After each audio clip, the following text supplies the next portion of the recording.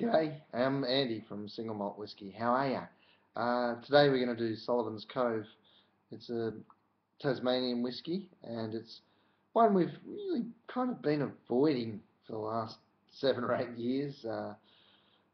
Look, Sullivans Cove came into the Australian whisky presence in 1994, and it had a few tough years with the first releases, and well, reputations take a long time to recover.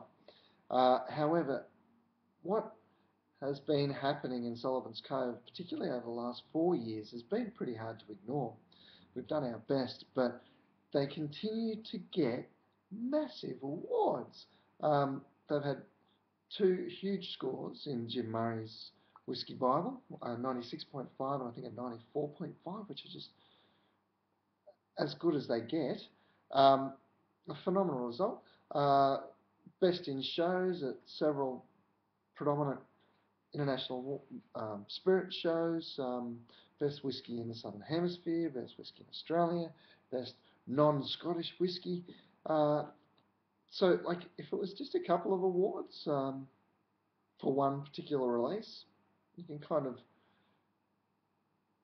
you know, that's great. But when they just keep flowing year after year after year and across the range and across different expressions, they're doing something right. And it's actually, you know, probably a couple of years overdue that we've even reviewed one of these and offered one to members. The beauty of what they do is that they actually release small parcels at a time, because they don't make a lot of whisky. This is a little operation of between, I think, only 2 or 3 full-time employees.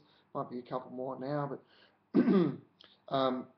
it is a small concern, and they only release a small quantity. So if you think, oh, I've tried Sullivans Cove, well, everyone is going to be different.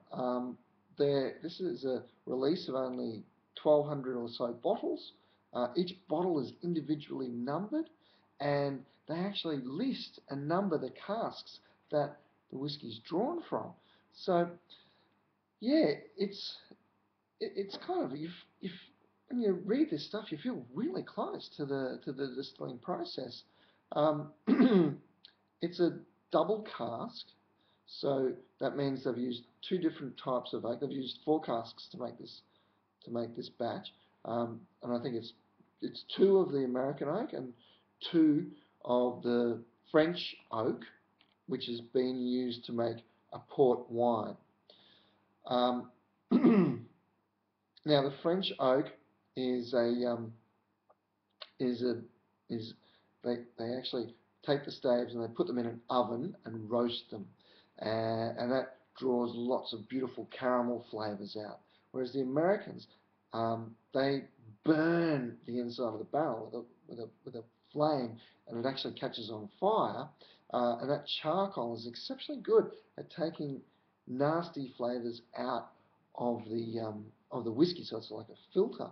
And the analogy I just thought of was the American oak kind of takes out takes out the nasty flavours, so it's a bit like putting on underarm deodorant, whereas the French cover up any nasty flavours with their oak flavour, and so you don't really taste it. So it's a little bit like perfume or aftershave. So the American oak's a bit like your Brut. The American oak's a bit like your Rexona, and the French oak's a bit like Brut 33. So you get the combination of the both, and hopefully you smell all right. So that's pretty much the fail-safe when it comes to whiskey as well. If you've got both American and European oak, you'll generally create a pretty good whiskey. With this aging port, we expect to get some really rich flavours as well, probably some sultanery flavours, a little bit different from the sherry and I'm really looking forward to trying it. So let's rip the skin off it. Now the guy who's really behind this is Patrick Maguire. He joined the distillery shortly after it was established in '99. There was a change of ownership in '99, and there you go. It's a screw cap, not a cork. And what happened? He actually bought out, or led a consortium that bought the distillery out again in 2003. But he's held it as chairman and head distiller since 2003. Wow, great.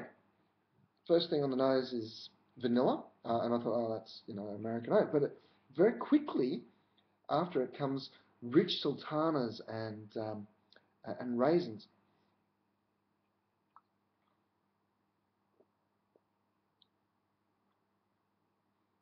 Good spirit. Yeah, very good spirit. Nice and clean, balanced. Oh, really nice aftertaste coming through now. Oh, rich, caramelly, intense. Smokiness. Definitely the smokiness coming through. That'd be from that American oak with the fire burning inside the barrel. And then just a lovely, clean finish on the palate, but long. I mean, that was a long time on the palate. Oh, this is very drinkable. With bloody hell, that's a great whiskey. It's an Australian whiskey, and it's a great whiskey. Wow, every Aussie should give that a go, and no matter where you are in the world, you can get it and give it a try because it's crackerjack.